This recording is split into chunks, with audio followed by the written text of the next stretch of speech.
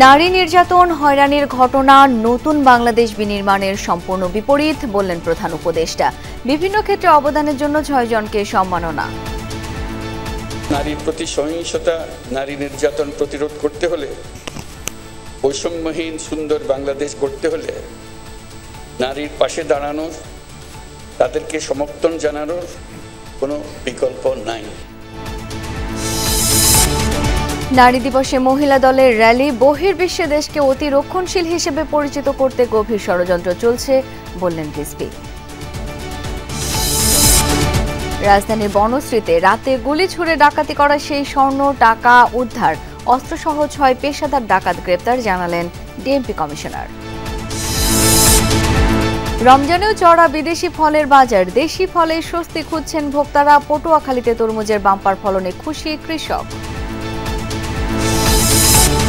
যুক্তরাষ্ট্রে ১৫ বছরে প্রথমবার ফায়ারিং স্কোয়াডে মৃত্যুদণ্ড কার্যকর। ২০০০ সালে বান্ধবীর বাবা মাকে নির্মম হত্যার সাজা। বাসাবর বৌদ্ধবিহারে ১ যুগেরও বেশি সময় ধরে ইফতার আয়োজন, প্রতিদিন অংশ নেন শত শত মুসল্লি। সম্প্রীতি ধরে রাখতেই এই উদ্যোগ বলছেন আয়োজকরা।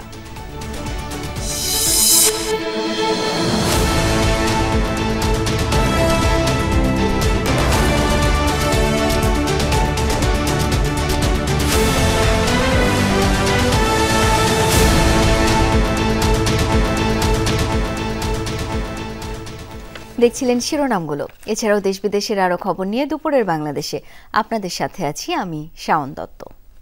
সম্প্রতি নারীদের উপর যে জঘন্য হামলার খবর আসছে তা গভীরভাবে উদ্বেগজনক। এটি নতুন বাংলাদেশের সম্পূর্ণ বিপরীত, এমনটাই মন্তব্য করেছেন প্রধান উপদেষ্টা ডক্টর মোহাম্মদ ইউনূস। সকালে ওসমানী স্মৃতি মিলনায়তনে নারী দিবসের অনুষ্ঠানে তিনি বক্তব্য রাখেন। সেখানেই বলেন, বর্তমান সরকার নারী পুরুষের সম অধিকার প্রতিষ্ঠায় অঙ্গীকারাবদ্ধ। প্রয়োজনে শক্তি প্রয়োগ করে এই অধিকার প্রতিষ্ঠা করা হবে জানান প্রধান উপদেষ্টা।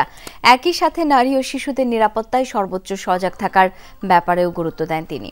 এ সময় ডক্টর ইউনূস আরও বলেন, পতিত স্বৈরাচার দেশে নৈরাজ্য সৃষ্টি করতে বিপুল অর্থ খরচ করছে। এর আগে অনুষ্ঠানে বিভিন্ন ক্ষেত্রে অবদানের জন্য বাংলাদেশ নারী ক্রিকেট দল এবং ৬ অদম্য নারীর হাতে পদক তুলে দেন প্রধান উপদেষ্টা। নারীর প্রতি সহিংসতা, নারী নির্যাতন প্রতিরোধ করতে হলে, বৈষম্যহীন সুন্দর বাংলাদেশ গড়তে হলে নারীর পাশে দাঁড়ানোর, তাদেরকে সমর্থন জানানোর কোনো বিকল্প নাই। আমাদের সমাজে নারীকে খাটো করে দেখার এই দৃষ্টিভঙ্গি পাল্টাতে হবে। তা না হলে আমাদের কোনো ভবিষ্যৎ নাই।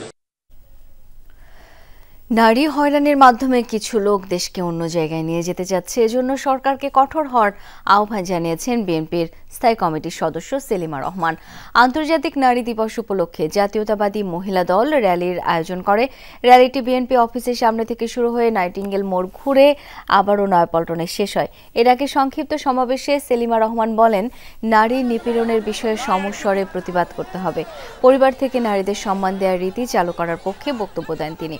সমাজে মব জাস্টিসের নামে নারী নির্যাতন অব্যাহত থাকলে জুলাই অভ্যুত্থানের আকাঙ্ক্ষা নষ্ট হবে মনে করেন বিএনপির এই নেত্রী। একের পর এক ঘটনা ঘটে চলেছে। এখানে মনে হয় কোন একটা গোষ্ঠী যেটা বলছে mob justice. What is mob justice? কিসের মব জাস্টিস? আপনার মিডিয়াতে জানিয়ে মাইকিং করে কোন মব জাস্টিস, কারা এটা করছে? সরকার কেন চুপচাপ? সরকার কেন কথা বলছে না? সারা দেশে নারী হেনস্থার ঘটনায় উদ্বেগ প্রকাশ করে এসব ঘটনায় উগ্রবাদী গোষ্ঠীর মদত থাকতে পারে বলে আশঙ্কা প্রকাশ করেছেন বিএনপির সিনিয়র যুগ্ম মহাসচিব রুহুল কবির রিজভী। তিনি বলেন, দেশের অগ্রগতি ও উন্নয়নের পথে যেন জঙ্গিবাদ মাথাচাড়া দিয়ে উঠতে না পারে। নয়াপল্টনে সংবাদ সম্মেলনে রিজভী দাবি জানান, নিষিদ্ধ সংগঠন কিভাবে মিছিল করে তা সরকারকে গুরুত্বের সাথে দেখতে হবে। সরকারকে লক্ষ্য রাখতে হবে দেশে যেন অশুভ শক্তির উদয় না হয়। ক্যাম্পাসে মেয়েদের পোশাক নিয়ে উগ্রবাদী গোষ্ঠী কাজ করছে। তিনি বলেন, বহির্বিশ্বে বাংলাদেশকে অতি রক্ষণশীল দেশ হিসেবে পরিচিত করার গভীর ষড়যন্ত্রের অংশ হিসেবে উগ্রবাদী গোষ্ঠীর মদতে নারী হেনস্থার ঘটনা ঘটছে। নারীদের পোশাক নিয়ে কোনো ব্যক্তি বা গোষ্ঠীর বক্তব্য গ্রহণযোগ্য হতে পারে না। জানান, বিএনপি ক্ষমতায় এলে নারীদের নিরাপত্তায় নতুন যুগের সূচনা করবে। আন্তর্জাতিক নারী দিবসের এই গুরুত্বপূর্ণ দিনটিতে আমরা সরকারকে স্মরণ করিয়ে দিতে চাই যে নারীদের প্রতি সকল প্রকার বিদ্বেষ ও সহিংসতাকে রুখে দিতে এবং আইন শৃঙ্খলা ব্যবস্থাকে সুসংহত করতে দৃঢ় ও কার্যকর পদক্ষেপ গ্রহণ করা বর্তমান সময়ের দাবি। আজ আন্তর্জাতিক নারী দিবস। প্রতি বছরের মতো এবারও বিশ্বজুড়ে নানা আয়োজনে দিনটি পালিত হচ্ছে। তবে দিন শেষে এই দিবসের সার্থকতা আটকে যায় ছোট্ট বৃত্তে। মুক্তিযুদ্ধে নারীর অবদান ছিল আড়ালে, জুলাই অভ্যুত্থানে নারী সংগ্রামের চিত্রই বা কতটুকু সামনে আসছে। ছাত্র জনতার আন্দোলনে কজন নারী শহীদের কথাই আমরা জানি। সংগ্রাম করেও আড়ালে থেকে যাওয়া নারীদের গল্পই বলবেন সহকর্মী সুমাইয়া ঐশী। 1971 সালে মুক্তির যে যুদ্ধ চলে বাংলায়, তাতে নির্দ্বিধায় বুকের রক্ত ঢেলে দিয়েছিল বাঙালি। সেখানে ছিল না ধর্ম, বর্ণ কিংবা নারী পুরুষের ভেদাভেদ। 52 ভাষা আন্দোলনেও নারীরা ছিলেন সম্মুখ সারিতে। মুক্তিযুদ্ধে নারী শুধু সম্ভ্রম হারিয়েছেন তাই নয়, পুরুষের পাশাপাশি তুলে নিয়েছিলেন অস্ত্র। অথচ মুক্তিযুদ্ধের বীরের খেতাবে 5 শতাধিক নামের তালিকায় নারী আছেন কেবল 2 জন। স্বীকৃতিতে এত কেন কার্পণ্য? আমার কাজটা ছিল ওই ক্যাম্পে যে মুক্তিযোদ্ধারা আসতেন ট্রেনিংয়ের জন্য, তারা যখন ট্রেনিংয়ে যাওয়ার আগে তাদের শারীরিক পরীক্ষা, ফিরে আসার পরে তাদের শারীরিক পরীক্ষা। কাজে এরকম চিকিৎসা ক্ষেত্রে বহু মেয়ে কাজ করেছেন। তারপরে খবরাখবর সংগ্রহ করা। মুক্তিযুদ্ধে শত শত যুদ্ধাহতকে সুস্থ করেছেন ডক্টর ফৌজিয়া। নারী বীরত্বের সাক্ষী তিনি নিজেই। জানালেন, বিশ্বের ইতিহাসে নারীরা সংগ্রাম করলেও তাদের নাম রেখে দেয়া হয় আড়ালে। তার মতে জুলাই অভ্যুত্থানেও নারী আন্দোলনকারীদের ভূমিকা আড়ালের লক্ষণ দেখা যাচ্ছে। সেই সঙ্গে বেড়েছে নারী বিরোধী প্রচারণাও।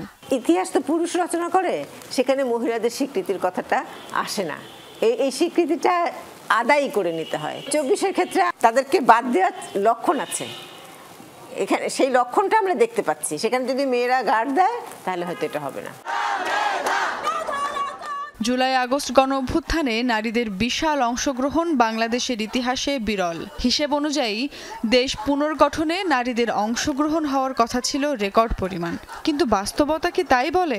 আবারও কি সেই 71-এর পথে হাঁটছে 24? যখনই 5 আগস্ট পরবর্তী সময়ে এখানে আসলে ক্ষমতার প্রশ্ন আসছে, পাওয়ারের প্রশ্ন আসার সাথে সাথে কিন্তু এখানে মেয়েরা সিস্টেমেটিক্যালি সাইড ব্লাইন্ড হয়ে যায়। এখানে তো শুধুমাত্র এটা পদবীর কোশ্চেন না, মানে নারীর অংশগ্রহণটা আমি কিভাবে করে মূল্যায়ন করব। নারী অ্যাজ এ হোল কমিউনিটি যে এখানে পলিসিগুলোর মধ্যে অ্যাড্রেস হওয়া, সেটা কিন্তু আমরা ওই ধরনের সেন্সিটিভিটিগুলো সরকারের পক্ষ থেকে দেখিনি। আমাদের যে সামান্য নারী নিরাপত্তার প্রশ্ন, আমরা যখন রাস্তাঘাটে বের হচ্ছি তখন আমাদের জামা কাপড় নিয়ে একটা প্রশ্ন তুলে দেওয়া, এগুলা কিন্তু 5 আগস্ট পরবর্তী সময়ে অনেক অনেক অনেক অনেক বেশি বেড়েছে। 24-এর আন্দোলনে নারীর সাহসিকতার প্রতীক হয়ে উঠেছিলেন নুসরাত। ভাই নূর হোসেনকে আগলাতে পুলিশের চলন্ত প্রিজন ভ্যানের সামনেই বুক চিতিয়ে দাঁড়ান এই তরুণী। সেই নুসরাতে জানালেন, যে সমাজে আন্দোলনে হতাহত নারীদের কথা বলাই হয় না, সেই সমাজে এখনো নারীর জন্য সুষ্ঠু পরিবেশ তৈরি হয়নি। শহীদদের তালিকায় যদি দেখেন, সেখানে বারেবার হচ্ছে ছেলেদের নামই বলা হচ্ছে, সেখানে নারীদের নাম আমি পাচ্ছি না। আন্দোলনের সময় আমি একটা টিমকে লিড করছি, সেদিক থেকে আমি বারেবার দেখতেছি যে ছেলেদের নামটাই উঠে আসতেছে, নারীদের নাম তেমনভাবে কোথাও উঠে আসতেছে না। আন্দোলনে নারীরা আমাদেরকে প্রেরণা, শক্তির সাথে সাথে সুরক্ষাও দিয়েছে, আমাদের সামনে ভ্যানগার্ড হয়ে আন্দোলনকে এগিয়ে নিয়ে গিয়েছে। নারীদের মূল্যায়নটা যতটুকু পরিমাণ হওয়া উচিত ছিল, হয়তো তার চেয়ে ততটুকু পরিমাণ হচ্ছে না। নারীদের যে যতটুকু মিনিমাম নিরাপত্তা থাকার কথা ছিল, সেই নিরাপত্তার জায়গা নিশ্চিত করতেও সরকার ব্যর্থ হয়েছে। বিশ্বে যা কিছু চিরকল্যাণকর, অর্ধেক তার করিয়াছে নারী, অর্ধেক তার নর। তবে সেই স্বীকৃতি দেয়া তো দূরে থাক, নারী বরাবরই থেকে গেছে পেছনে। বিশ্ব নারী দিবসে এবার চাই সেই দৃষ্টিভঙ্গিরই পরিবর্তন, যেখানে অধিকার আদায়ে হতে হবে না লাঞ্ছনার শিকার, পেতে হবে না কোনো ট্যাগলাইন। সুমাইয়া ঐশী, যমুনা নিউজ, ঢাকা। রণাঙ্গন থেকে বৈশ্বিক পরিসর, শান্তির বার্তা পৌঁছে দেয়া আর মানব কল্যাণের ব্রত নিয়ে এগিয়ে যাচ্ছে বাংলাদেশের নারীরাও। সেনাবাহিনীর চৌকস নারীরাও কাঁধে তুলছেন দেশ মাতৃকাকে রক্ষার ভার। সীমানা পেরিয়ে শান্তি রক্ষাতেও তাদের ভূমিকা অতুলনীয়। চ্যালেঞ্জ ও প্রতিকূলতা অতিক্রম করে লাল সবুজ পতাকাটি রাখতে চান সমুন্নত। সেন্ট্রাল আফ্রিকান রিপাবলিক থেকে ফিরে আহমেদ রেজা জানাচ্ছেন বিস্তারিত।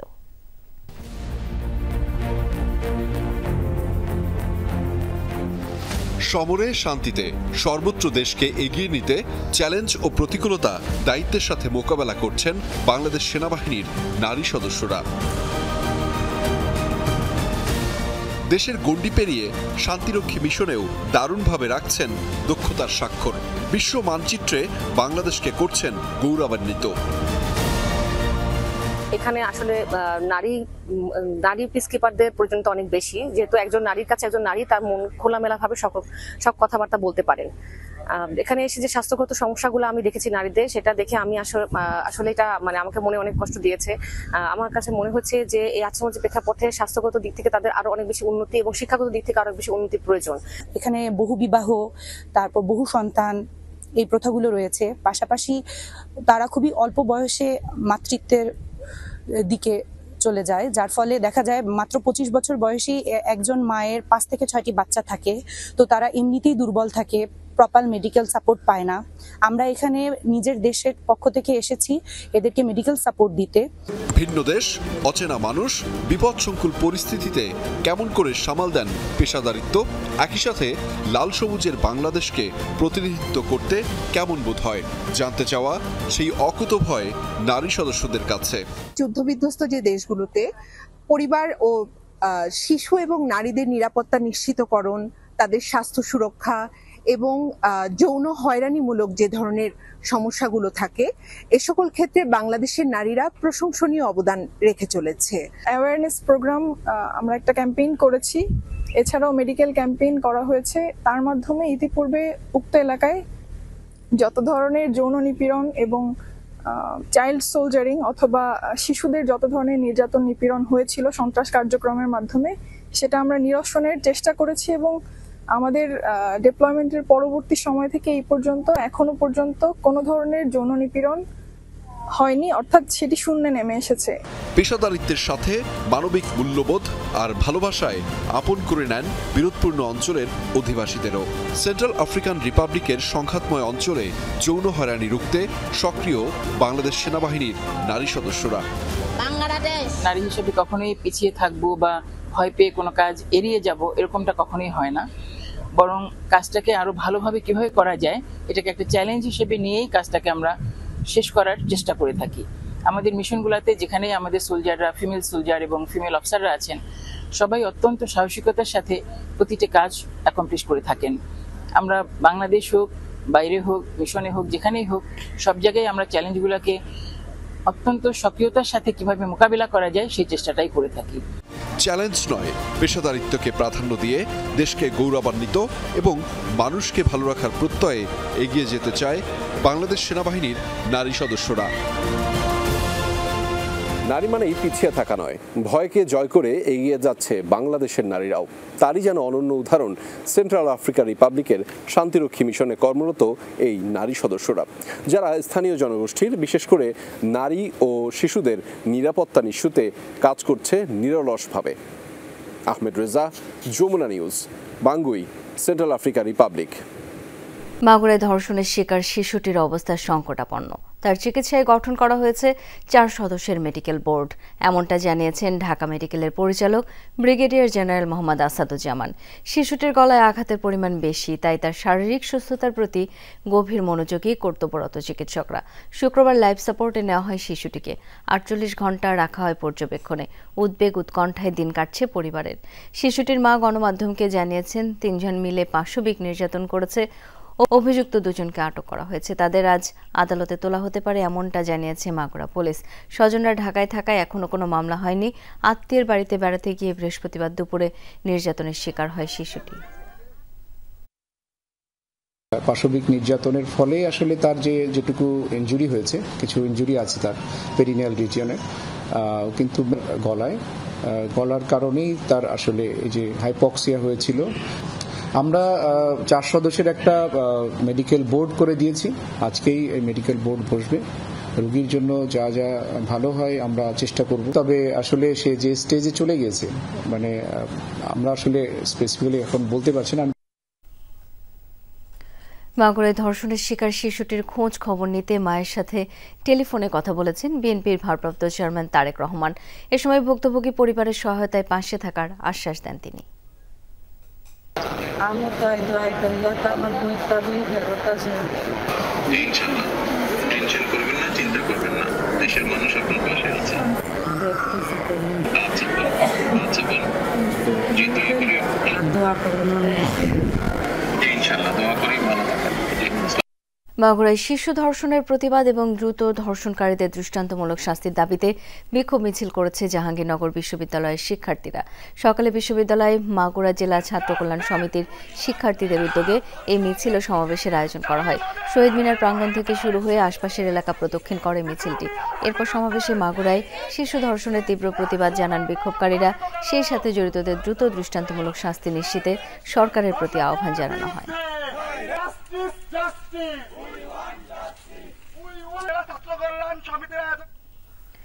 রাজধানীর বনশ্রীতে স্বর্ণ ব্যবসায়ীকে গুলি ছুড়ে ডাকাতির ঘটনায় 6 জনকে গ্রেপ্তার করেছে গোয়েন্দা পুলিশ। উদ্ধার করা হয়েছে লুণ্ঠিত স্বর্ণালংকার ও অবৈধ অস্ত্র।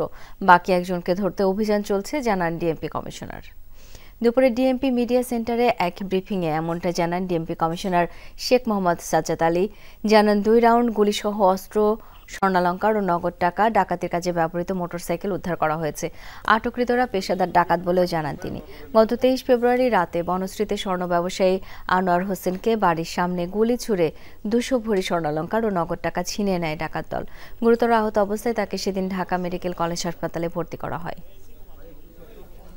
অপরাধ দমন ও আইন শৃঙ্খলা পরিস্থিতি স্বাভাবিক রাখতে মধ্যরাতে নগরীর বিভিন্ন গুরুত্বপূর্ণ এলাকায় চেকপোস্ট বসিয়ে তল্লাশি চালিয়েছে সেনাবাহিনী। বাংলা মোটর সহ রাজধানীর বিভিন্ন স্থানে সেনাবাহিনীর টহল দল এবং পুলিশের সমন্বয়ে চলে এই অভিযান। এতে সন্দেহভাজন ব্যক্তি, হেলমেটবিহীন মোটরসাইকেল আরোহী এবং প্রাইভেট কার সহ বিভিন্ন যানবাহনে তল্লাশি করে যৌথ বাহিনীর সদস্যরা।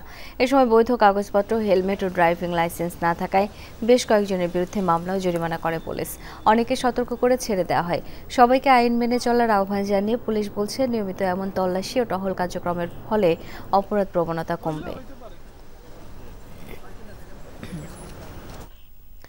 ধানমন্ডির রাসেল স্কয়ারে একটি প্রতিষ্ঠানে হামলা ও ভাঙচুর চালানোর অভিযোগে বৈষম্য বিরোধী ছাত্র আন্দোলনের কলাবাগান থানার আহ্বায়ক সহ 14 জনকে আটক করেছে যৌথ বাহিনী। আওয়ামী লীগের কার্যক্রম চলছে এমন অভিযোগে সেখানে হামলা ও ভাঙচুর চালায় অভিযুক্তরা। পরে সেনাবাহিনী গিয়ে তাদের আটক করে। শুক্রবার দুপুরে ধানমন্ডির রাসেল স্কয়ারে কাবিকো কনস্ট্রাকশন লিমিটেড নামের একটি প্রতিষ্ঠানে চাঁদা দাবি ও ভাঙচুর চালানোর অভিযোগে বৈষম্য বিরোধী ছাত্র আন্দোলনের কলাবাগান থানার আহ্বায়ক সালাউদ্দিন সালমান সহ 14 জনকে আটক করেছে যৌথ বাহিনী। পরে তাদের কলাবাগান থানায় হস্তান্তর করা হয়। পুলিশ জানায়, তারা প্রতিষ্ঠানটি আওয়ামী লীগের সন্দেহে হামলা চালায়। এ সময় তারা 3 লাখ টাকা, 4টি কম্পিউটার লুটসহ অফিসে ভাঙচুর করে। বাদীর অভিযোগ হলো তাদের 4টা ডেস্কটপ, 3 লক্ষ টাকা আর কিছু চেয়ার টেবিল ভাঙচুর করে ওগুলো নিয়ে যায়। তো পুলিশ এবং সেনাবাহিনী এট এ টাইমে উপস্থিত হয়ে ওখান থেকে 14 জনকে আটক করতে সমর্থ হয়। পুলিশ জানায়, এই ঘটনায় দ্রুত বিচার আইনে আটককৃত সহ আরও 5-6 জনকে অজ্ঞাত আসামি করে মামলা দায়ের করা হয়েছে। এই ঘটনায় 14 জন আটক আছে, 14 জন সহ অজ্ঞাতনামা আরও 5-6 জনের বিরুদ্ধে মামলা রুজু করা হয়েছে। এটা হলো আপনার আইন শৃঙ্খলা বিঘ্নকারী অপরাধ, দ্রুত বিচার আইনে এই মামলাটা রেকর্ড করা হয়েছে। আইন শৃঙ্খলা পরিস্থিতি স্বাভাবিক রাখতে প্রশাসন কঠোর অবস্থানে রয়েছে উল্লেখ করে আইন নিজের হাতে তুলে না নেওয়ার অনুরোধ জানান পুলিশের এই কর্মকর্তা।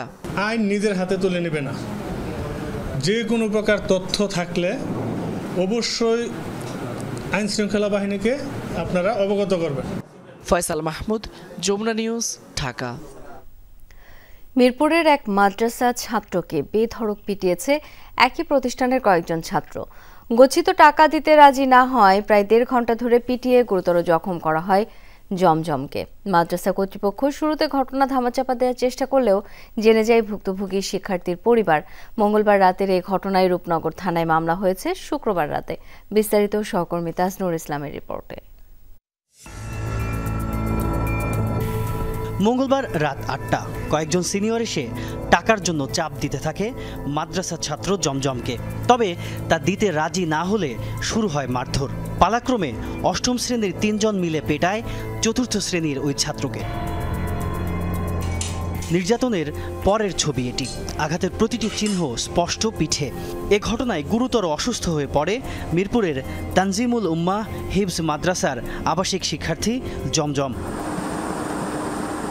শুক্রবার রাতে বাসায় গিয়ে দেখা যায় তখনও বিছানায় শুয়ে ব্যথায় কাতরাচ্ছে শিশুটি। বড় বড় ছেলেপেলেরা আইসা এটা জানতে পারে যে ও 4000 টাকা একটা ছেলের থেকে নিছে, নেওয়ার পর কার কার কাছে রাখছে, কাকে কাকে ধার দিছে, জানার পর আমাকে আইসা চাপ দেয় ওই টাকাটা দেওয়ার জন্য, কিন্তু আমি দিতে চাই না, অনেক বাধ্য করে। তারপর আমি বাধ্য হয়ে বলি যে টাকাটা হারায় গেছে। তার অভিযোগ, মঙ্গলবার রাতে নির্যাতনের শিকার হলেও সে রাতে তার খোঁজ নেয়নি মাদ্রাসার কোনো শিক্ষক, এমনকি বাড়িতেও যোগাযোগ করতে দেয়নি। আমি সেহরি খাইতে উঠিনি, তারও কোনো গুরুত্ব দেয়নি।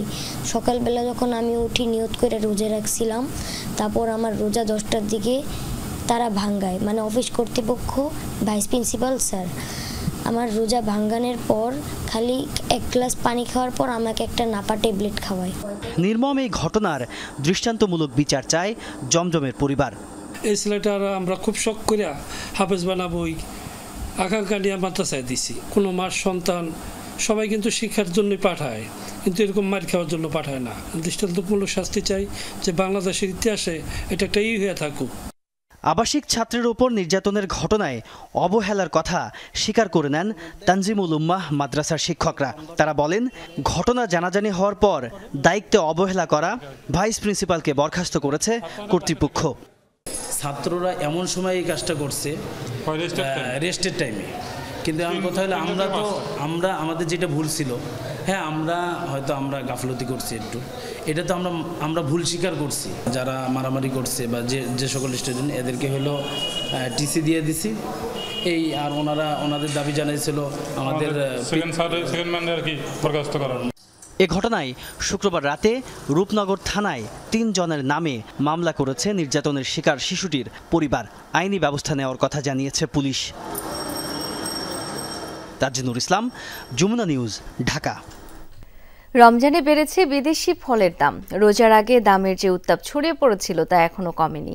তবে দেশি পেয়ারা, আনারস, তরমুজ, বড়ইয়ের বাজারে স্বস্তি ফিরেছে।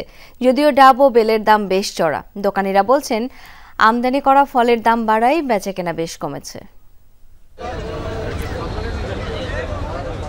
ইফতারে ক্লান্তি মেটাতে প্রয়োজন হয় ফলের, তাই কদর বেড়েছে আমদানি করা কমলা, মাল্টা, তরমুজ, আঙুরের। তবে সাধারণ মানুষের নাগালে নেই দাম। সপ্তাহের ব্যবধানে আঙুরের দাম 40 থেকে 50 টাকা বেড়ে দাঁড়িয়েছে 350 থেকে 360 টাকায়। লাল আঙুরের জন্য গুনতে হচ্ছে 550 থেকে 560 টাকা। আপেল, কমলা, মাল্টার স্বাদ নিতে চাইলে ক্রেতাদের গুনতে হবে 300 টাকার উপরে। ক্রেতারা বলছেন, নিম্ন ও মধ্যবিত্তের নাগালের বাইরে এখন ফল বাজার। দোকানিরা বলছেন, দাম বাড়ায় বিদেশি ফলের বেচাকেনা কমেছে। দাম তো বেশি, আমরা হয়তো কিছু কম নিচ্ছি।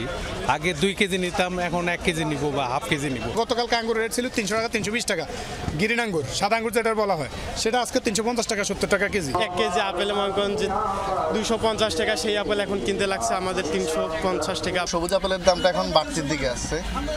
গত কয়েকদিন যাবতে প্রতিদিনই আপনার বাড়তেছে। তবে স্বস্তি রয়েছে দেশি ফলের বাজারে। মাঝারি আকারের প্রতি পিস তরমুজ বিক্রি হচ্ছে 200 থেকে 300 টাকায়। পেয়ারা ও বড়ইয়ের জন্য ক্রেতাদের গুনতে হচ্ছে 70 থেকে 80 টাকা।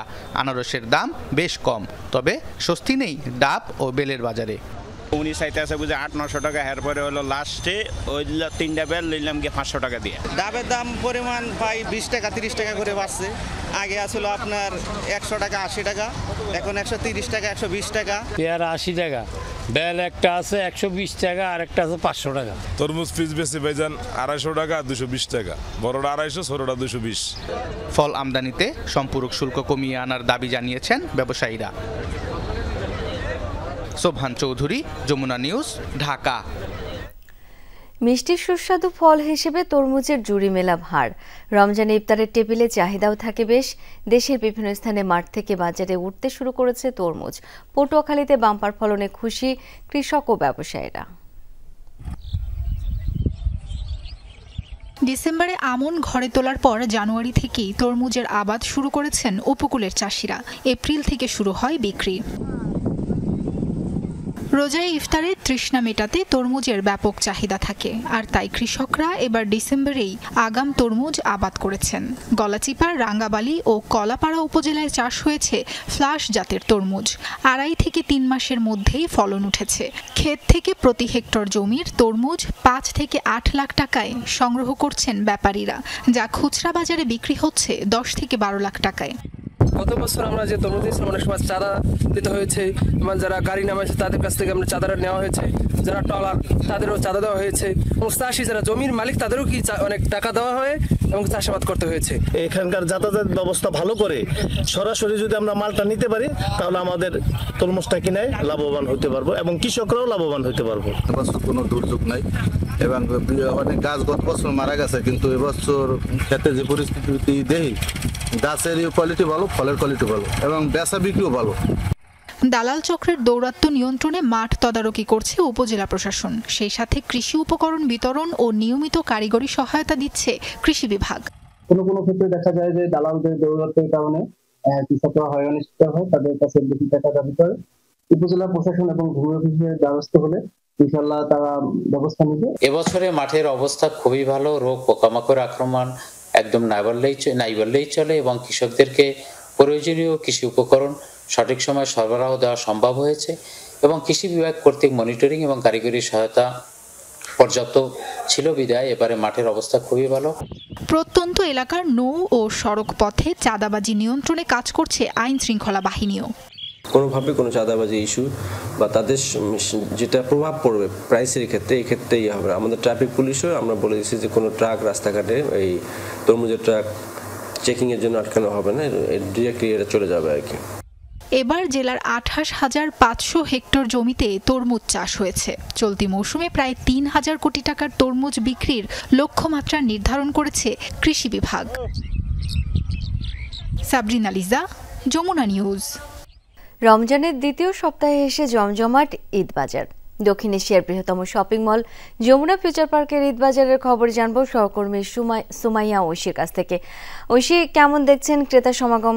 কোন ধরনের পোশাকের চাহিদা বেশি জানাবেন? শাওন, যেমনটা আপনি বলছিলেন যে এরই মধ্যে কিন্তু জমজমাট হয়ে উঠেছে ঈদের কেনাকাটা, এবং সেই চিত্রই দেখতে পাচ্ছি যমুনা ফিউচার পার্কের প্রত্যেকটি ফ্যাশন হাউসে, প্রত্যেকটি স্টলে। আমি মোটামুটি প্রথম রমজান থেকেই লক্ষ্য করা গেছে যে এবারে কিন্তু অনেক আগ থেকেই কেনাকাটা শুরু করে দিয়েছেন ক্রেতারা। তার বিভিন্ন কারণ আছে। এবার রমজান পড়েছে কিন্তু গরমের মধ্যে, ফলে গরমে যাতে কষ্ট না পেতে হয় পরবর্তীতে, সেজন্য আগেভাগে কেনাকাটাগুলো করে রাখা। এবং যমুনা ফিউচার পার্ক যেহেতু সম্পূর্ণ শপিং মলটি শীতাতপ নিয়ন্ত্রিত, ফলে গরমের কোনো চিন্তাই থাকে না, ফলে ক্রেতারা কিন্তু স্বচ্ছন্দে কেনাকাটা এখানে করতে পারেন। সেই জন্য যমুনা ফিউচার পার্কে ভিড় করেছেন অনেক ক্রেতা। এবং সেই সঙ্গে এখন কিন্তু ঈদ উপলক্ষে অনেক পোশাকে এবং অনেক বিভিন্ন ধরনের পণ্য সামগ্রীতে বিভিন্ন ছাড় দেওয়া হচ্ছে। কিছু কিছু ক্ষেত্রে আমি দেখলাম যে কোনো স্টলে 50% ছাড় আছে, কোনো ক্ষেত্রে 25%, 15%, এইভাবে কিন্তু বেশ কম মূল্যে বা ছাড়ে কিনতে পারছেন এখানকার ক্রেতারা। ফলে এখানে কিন্তু ভিড় করছেন অনেকে। আমি কয়েকজনের সঙ্গে কথা বলেছি, তারা বলছেন যে অন্যান্য মার্কেটের চেয়ে এখানে বেশ সাশ্রয়ী মূল্যে তো পাওয়াই যায়, সেই সঙ্গে একই ছাদের নিচে এসে সমস্ত ঈদ কেনাকাটা করে ফেলা যায়। কাপড় চোপড় থেকে শুরু করে নানান ধরনের ঈদের সামগ্রী, সেমাই, সুজি থেকে শুরু করে প্রত্যেকটি ঈদ কেনাকাটা কিন্তু এই একই ছাদের নিচে করে ফেলা যায়। ফলে আরও ভিড় বাড়ছে, পরবর্তীতে হয়তো আরও জনসমাগম বাড়বে এখানে। ঐশী, ধন্যবাদ আপনাকে। আলোচিত জোড়া খুনের প্রায় 25 বছর পর সাজা পেলেন যুক্তরাষ্ট্রের ব্র্যাড সিগমন্ড। শুক্রবার ফায়ারিং স্কোয়াডের মাধ্যমে মৃত্যুদণ্ড কার্যকর করা হয় তার, যা দেশটির 15 বছরের ইতিহাসে প্রথম। এই ঘটনায় আলোচনা সমালোচনার ঝড় তুলেছে যুক্তরাষ্ট্রে। মৃত্যুদণ্ড কার্যকরের বিরুদ্ধে বিক্ষোভ হয়েছে বিভিন্ন স্থানে। সাউথ ক্যারোলাইনার শুক্রবার স্থানীয় সময় সন্ধ্যা 6টা প্রথমবারের মতো ফায়ারিং স্কোয়াডের মৃত্যুদণ্ডের সাজা কার্যকরে প্রস্তুত কলম্বিয়ার কারাগার। একটি চেয়ারের সাথে বেঁধে রাখা হয় জোড়া খুনের দায়ে অভিযুক্ত 67 বছর বয়সী ব্র্যাড সিগমন্ডকে। চোখ ঢাকা টুপি পরানো মাথায়, হৃৎপিণ্ড বরাবর চিহ্নিত করা লাল রঙে। রক্ত ধরে রাখার জন্য একটি বেসিনও ছিল চেয়ারের নিচে। ঠিক 15 ফুট দূর থেকে পর্দার আড়ালে থাকা 3 ব্যক্তি একই সাথে ছোড়েন 3টি গুলি। প্রত্যক্ষদর্শীরা জানিয়েছেন 3 মিনিটের মধ্যেই মৃত্যু হয় সিগমনের। পরীক্ষা নিরীক্ষার পর সন্ধ্যা 6টা 8 মিনিটে তাকে মৃত ঘোষণা করেন চিকিৎসক। 15 বছরের মধ্যে প্রথমবার ফায়ারিং স্কোয়াডের মাধ্যমে মৃত্যুদণ্ড কার্যকর হল যুক্তরাষ্ট্রে। 2001 সালে টেইলর্স শহরে নিজের প্রেমিকার বাবা মা ডেভিড উইলিয়াম ও গ্ল্যাডিস লারকে বেসবল ব্যাট দিয়ে আঘাত করে হত্যা করে সিগমন। অপহরণের পর বান্ধবীকেও হত্যার পরিকল্পনা ছিল তার, তবে আগেই পালিয়ে যায় বান্ধবী। নিজের বিরুদ্ধে আনা সব অভিযোগ স্বীকার করলেও মৃত্যুদণ্ডের সাজার বিরুদ্ধে একাধিক আবেদন করেছিল সিগমন। খারিজ হয় সেগুলো। ইলেকট্রিক চেয়ারে শক দিয়ে কিংবা ইনজেকশনের মাধ্যমে বিষ প্রয়োগের মৃত্যুর বিকল্প ছিল তার সামনে। সহজে ও কম সময়ে মৃত্যুর জন্য নিজেই বেছে নিয়েছেন ফায়ারিং স্কোয়াড। ব্র্যাড তার অপরাধের জন্য অনুতপ্ত হয়েছে, বিচারকদের কাছে স্বীকার করেছে, দুঃখ প্রকাশ করেছে। বিচারকরা ব্র্যাডের আগের অবস্থা দেখেননি। কারখানায় কাজ করে নিজের ছোট ভাই বোনের খাবারের খরচ জুটিয়েছে। মানসিক অসুস্থতা ছিল তার, যে কারণে তার রেহাই পাওয়ার কথা এই ট্রায়াল থেকে। সিগমনের মৃত্যুদণ্ড কার্যকরের ঘটনায় ব্যাপক বিক্ষোভ হয়েছে বিভিন্ন স্থানে। মানবাধিকার কর্মীদের দাবি, সাজা হিসেবে কোনো নাগরিককে হত্যার অধিকার নেই রাষ্ট্রের। রাষ্ট্রের কোনো মানুষকে মৃত্যুদণ্ড দেওয়া উচিত নয়। আমাদের বিকল্প তো রয়েছে। প্যারোলবিহীন যাবজ্জীবন কারাদণ্ড একটি সহজ সমাধান। 200 এর বেশি কয়েদিকে আমরা মুক্ত করেছি যাদের মৃত্যুদণ্ড দেওয়া হয়েছিল, অথচ পরে দেখা গেছে তারা নির্দোষ। সাজা ঘোষণা 30 বছর পর নির্দোষ প্রমাণের নজিরও আছে।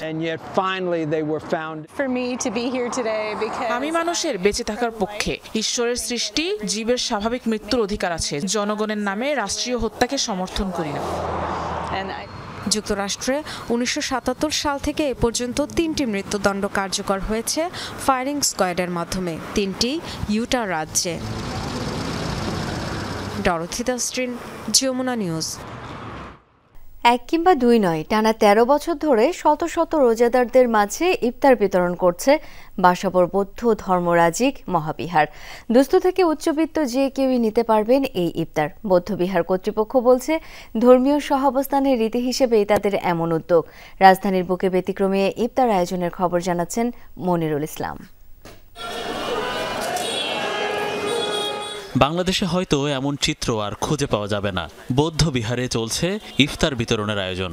ঘড়ির কাঁটা 4:30 থেকে 5টা বাজতেই শুরু হয়ে যায় মানুষের সারি। রাজধানীর বাসাবোর ধর্মরাজিক বৌদ্ধবিহারের প্রতি রমজানের চিত্র এটি। বিকেল হলেই ইফতার সংগ্রহের জন্য বিহার চত্বরের মধ্যে আসতে থাকেন মানুষ। টোকেনের মাধ্যমে প্রতিজনে 1 প্যাকেট ইফতার বিলি করা হয়। রোজাদারদের পাশে বৌদ্ধ ধর্মাবলম্বীদের এমন আয়োজনে খুশি আশপাশের নিম্ন আয়ের মানুষ। এটা অনেক খুব সওয়াবের কাজ, ঠিক আছে, এটা আমরা অনেক খুশি। মুগদের থেকে আসছি নিতে। হ্যাঁ আসি, ভালো, অনেক ভালো। তো অনেক কিছু আইডিয়া দেওয়া আছে, খাওয়ানো অনেক ভালো। হ্যাঁ, এটা ভালো, মানুষের জন্য ভালো আর কি, গরিব মানুষের জন্য। আল্লাহর কাছে কই, আল্লাহ তুমি সুস্থ রাখো, আল্লাহ তুমি আরো একবার দাও, বেশি বেশি করে দাও। ইফতার বিতরণের শুরুটা হয়েছিল 2012 সালে বিহারের প্রয়াত মহাধ্যক্ষ বিশুদ্ধানন্দ মহাথেরোর হাত ধরে। 2020 সালে তিনি মারা গেলেও ইফতার কর্মসূচি চলতে থাকে। কর্তৃপক্ষের ভাষায়, ধর্ম যার যার, উৎসব সবার, এই আদর্শের একটি উৎকৃষ্ট কর্মসূচি ইফতার বিতরণ।